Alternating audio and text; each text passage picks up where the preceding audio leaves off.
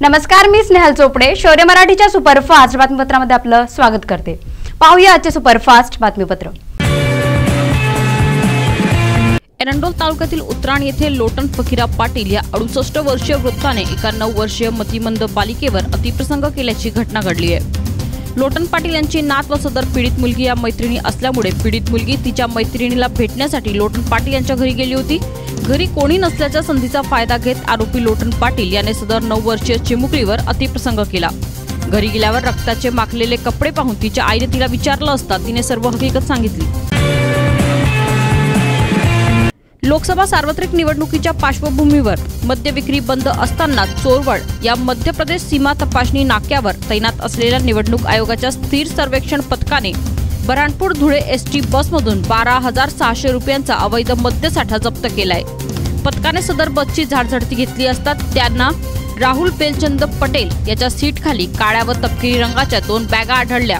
दोन्ही बॅगांची तपासणी केली असता त्यात 12,600 रुपये किमतीच्या 180 मिलीलीटरच्या प्रत्येकी 45 विदेशी दारूच्या बाटल्या आढळून आल्या। मोटरसायकलच्या पुढील चाकाचे टायर फुटल्याने मोटरसायकलचा तोल जाऊन एक जण जागीच ठार झाला असून 2 जण जखमी झाल्याची घटना यावर शहरातील भुसावळ रस्त्यावर निमजाई माता मंदिराजवळ घडली। 3 बांधकाम मजूर भुसावळ येथे मोटरसायकलने जात होते तेव्हा त्यांच्या मोटरसायकलचं टायर फुटलं, त्यामुळे मोटरसायकल लिंबाच्या झाडावर जोरदार आदळली।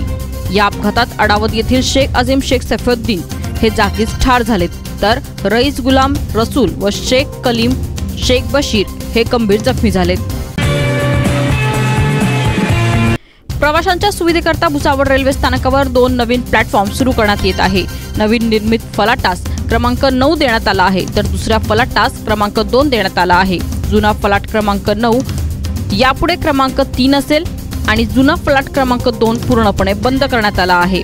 इतरही फलाटांच्या क्रमांकात बदल करण्यात आला असून प्रवाशांनी प्लॅटफॉर्म क्रमांकात झालेले बदल लक्षात घेऊन सहकार्य करावं असं आवाहन रेल्वे विभागामार्फत करण्यात आलंय। गुलाबराव देवकर यांच्या चाळीसगाव येथे झालेल्या प्रचार सभेत नामदार धनंजय मुंडे यांनी भारतीय जनता पार्टीच्या सरकारवर जोरदार ताशेरे ओढले। सैनिकांच्या नावे मते मागणारे शहीदांचा मात्र अपमान करत आहेत असा आरोप त्यांनी केलाय। उन्मेष पाटील यांच्यावर आरोप करताना चाळीसगाव तालुक्यात वाळू चोरीमध्ये भागीदारी, गांजा तस्करी, बनावट दारू बनवणे आणि विकणे, गुटखा तस्करी, 3 चाकी रिक्षांकडून पोलिसांकडून हप्ता मागवणे अशा अवैध धंद्यांना प्रोत्साहन देऊन मलिदा खाणारे लोकसभेचे उमेदवार आहेत असं ते म्हणाले। भाजप किसान मोर्चा प्रदेश सरचिटणीस कैलास सूर्यवंशी यांना सोशल मीडियावरून धमकी व बदनामीकारक मजकूर प्रसिद्ध केला म्हणून आमदार उन्मेष पाटील यांचे वडील भैयासाहेब बाजीराव पाटील यांच्या विरुद्ध चाळीसगाव शहर पोलिसात गुन्हा दाखल करण्यात आलाय। भाजपा कट्टर ग्रुप धामणगाव या सोशल मीडियाच्या ग्रुपवर भैयासाहेब पाटील यांनी कैलास सूर्यवंशी यांना उद्देशून बदनामीकारक व धमकीबाबत मजकूर टाकला असल्याची माहिती याबाबत देण्यात येते। मुंबई दहशतवादी हल्ल्यातील शहीद हेमंत करकरे यांच्याबद्दल आक्षेपार्ह टिप्पणी केल्याप्रकरणी भोपाळ लोकसभा मतदारसंघातील भाजपच्या उमेदवार साध्वी प्रज्ञा सिंह ठाकूर यांच्यावर टीका होत आहे। मात्र साध्वी प्रज्ञा सिंह ठाकूर यांचा बचाव करण्यासाठी भाजपाध्यक्ष अमित शहा हे पुढे सरसावलेत। साध्वी प्रज्ञा सिंह ठाकूर यांना खोट्या आरोपाखाली फसवलं गेलं असं अमित शहा यांनी म्हटलंय।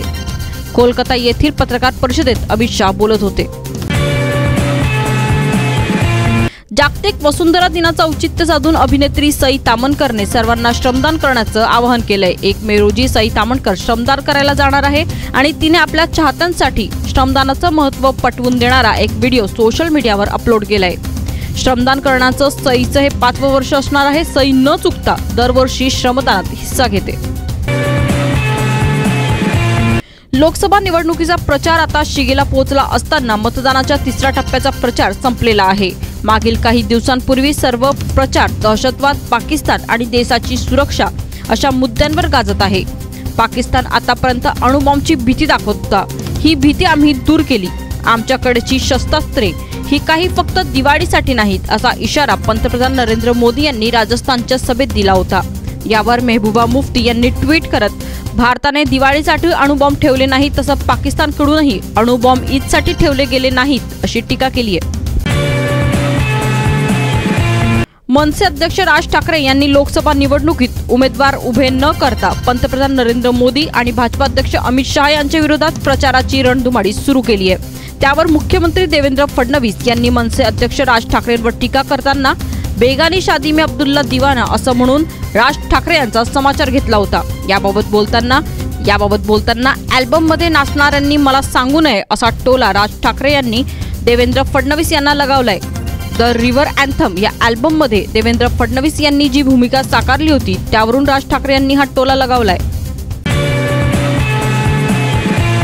याबरोबरच आजचं बातमीपत्र इथेच संपला। पाहत राहा शौर्य मराठी, आपले चॅनल आपल्यासाठी। नमस्कार। हेडलाइन्स प्रायोजक श्री स्वामी समर्थ फायनान्शियल सर्व्हिसेस जळगाव। शेती कर्ज, पीक कर्ज, वैयक्तिक कर्ज, व्यावसायिक कर्ज, तारण कर्ज आणि विविध कर्ज सुविधा उपलब्ध। श्री स्वामी समर्थ फायनान्शियल सर्व्हिसेस, दुसरा मजला, गोलाणी मार्केट, जळगाव।